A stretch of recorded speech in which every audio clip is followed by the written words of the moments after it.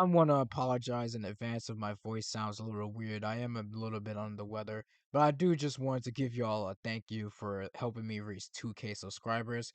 And if you enjoy watching my content, make sure you like, comment, and subscribe, and hit the notification bell so you can know when my next upload is. So, now let's get back to the content.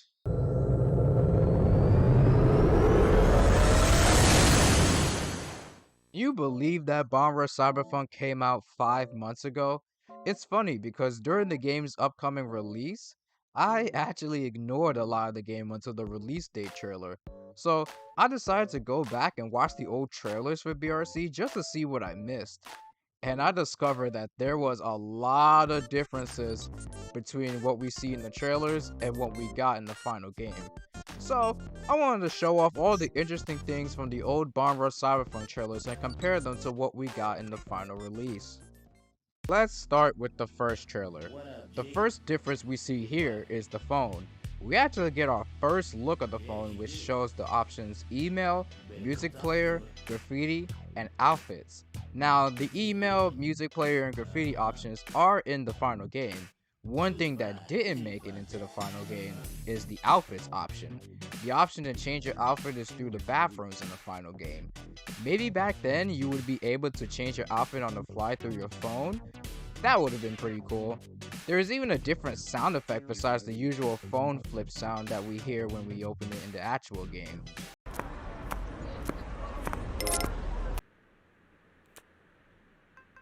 The phone also shows a bunch of white dots, which I assume were the placeholders for the graffiti spots. In the full game, the graffiti spots are yellow when you grab the map chip. We see a quick clip of Trice sliding down the street to then vault over a car. In the final game, there's no way to vault over anything, so this mechanic definitely got scrapped, which I wonder why, because I think it would have fit for this game very well in terms of parkour related stuff. One of the most prominent things I keep hearing about when Rush Cyberfunk was still in development was the excitement of being able to grind on rails without gears, like the crew was wearing soap shoes. This takes up a very large amount of the trailers where you mostly see the characters doing parkour. Grinding with soap shoes, running on the billboards, running on a train, no gear, just the soap shoes. However, not long after, Dion decided to remove the soap shoes. Why? I don't know. Probably didn't think it was cool or something? I don't know. People were pretty disappointed with the removal of the soap shoes. Either way, in the final game, the soap shoes are completely gone. You can still run on billboards, but no more grinding without gear. Thankfully, it was able to be modded back in, and it felt natural having it back in the game. We also get a glimpse of the first few rival members in the game, the Franks, Eclipse, and .exe, all in the same areas as they are in the final game. The Franks are in the basketball court in Versus Hill. It may be a little harder to tell where Eclipse is, but the different skybox sort of reveals that she's in Brink Terminal. .exe are in a very brief and early look at the mall. We also get a glimpse of a very early version of DJ Cyber, sporting a different color scheme than his final version. DJ Cyber in the trailer uses white and blue, while his final version is white and green. He has different colored boots. His sleeves were actually colored blue as well. Another interesting thing is where DJ Cyber is standing on.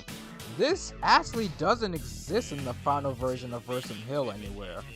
Speaking of Bursum Hill, this is where most of the trailer takes place.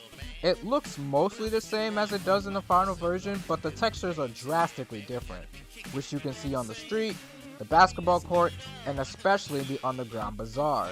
In the final game, it's a bright blue area all around. The blue lighting is more washed out in the trailer, and the squares around the snake are purple. Brink Terminal though, holy moly, it's hard to believe this is the same level. It certainly doesn't have the tealish colored terrain that is present in the final game. The texture makes it look like it was part of Bursum Hill. You also see there is some Frank's graffiti in this area too. They were probably most likely placeholders, but maybe we could have dealt with the Franks again in Brink Terminal. We also get an early look of the graffiti HUD, which is a giant red circle, very similar to the indicators in Jet Set Radio Future. The process of spraying the graffiti remained the same. In the final version, we get the whole yellow graffiti stage, which I think is much more visually fitting for the game. get to see some of the first members of the Bomb Rush crew: Red, Trice, Vinyl, Rave, and Coil. However, if we take a brief look in the section where someone is grinding on the snake, you can see a certain beloved phone chatter. Yes, that is Belle.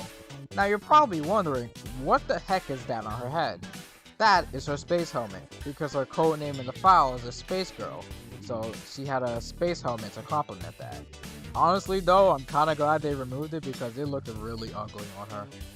Now we do have an alternate version of the first trailer which has completely new footage. This footage actually starts us off at the top of Brink Terminal with Red doing the Upbreak Rock dance with Vinyl, Trice, and Coil surrounding him. They didn't have their unique idol dances yet. We get a brief look of the warehouse in Millennium Mall with Rave using a skateboard. One interesting thing I want to note is that there is a sliding carpet in the warehouse in this trailer, where there is none of that in the final version. To round up this trailer, we get our first look at Devil Theory. This character got the most significant change out of everyone. The idea is mostly the same with the hat, the mask, and the armor. However, he doesn't have his beast motif like in the final version, and his color scheme is blue and red. I think Devil Theory in this beta form is actually pretty interesting because if you think about it, Devil Theory's whole thing is that they're snitches. Seeing them wear the red and blue, which is associated with the cop light sirens, it definitely matches their personality. Maybe it would have been too on the nose, who knows. Now we move on to the big one, the first gameplay trailer. Right off the bat, once Red gets up from the chair, we see some UI differences. The UI goes for this red border look with the boost counter and the rep counter. Speaking of the rep counter, it's always present on the top right of the screen.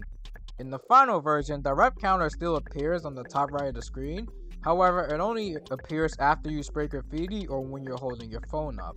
It's also only in plain white text. The run cycle is also completely different. It's much more aggressive looking, and I may be crazy, but your overall run speed looked a lot faster. I can't tell for sure though. The soap shoes are still intact in this version of the game. You see on the left upper corner of the screen is where you see the trick counter, and there's also this rush meter? We don't know what this would have done or entailed. I am curious to know what could have been the intended purpose of this meter if you kept the combo going. Who knows?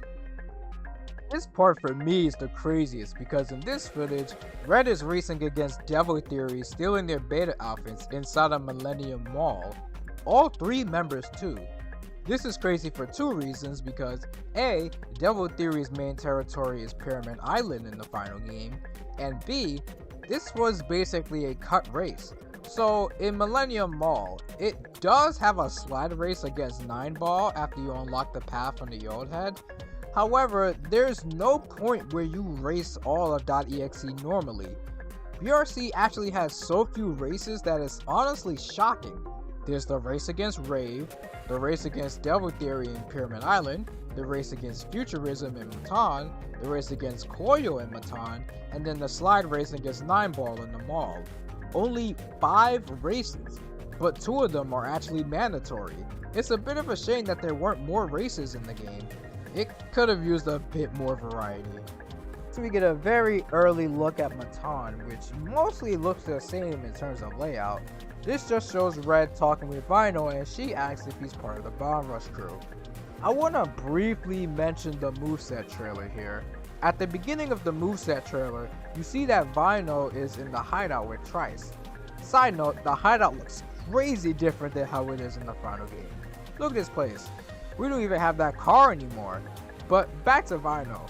You notice throughout these trailers that she's been at the forefront as a prominent character. Even in the final game, she's a prominent character. However, it's the placement of her that intrigues me the most. I also get the idea that maybe she was supposed to be part of the Bomb Rush trio and later got replaced by Belle.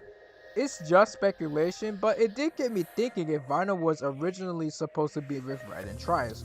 Overall, I think the role change was for the best. Belle adds a dynamic to the trio that I don't think Vinyl would be able to match without significantly changing her personality. The last thing I want to talk about is this footage featuring the cop turret trying to lock you down in Brink Terminal. This is the top part of Brink Terminal where the giant tower would be. You can see this is completely different here in this trailer where it has this fountain around and it looks really pretty.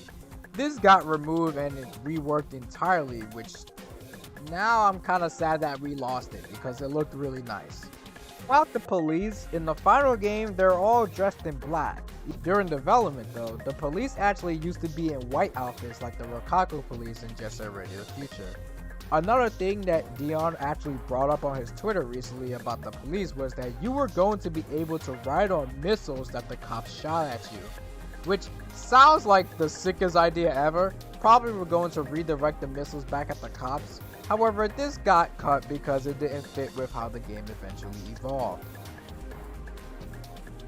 That is all the significant changes with the Rush Cyberfunk trailers that I wanted to bring up. It was fun going back analyzing these old trailers just to see how much this game has changed. There were some things that would have been cool if they stayed, and others that I'm glad were changed. Either way, I'm happy that Rush Cyberfunk came to fruition and ended up becoming such a fantastic game for me.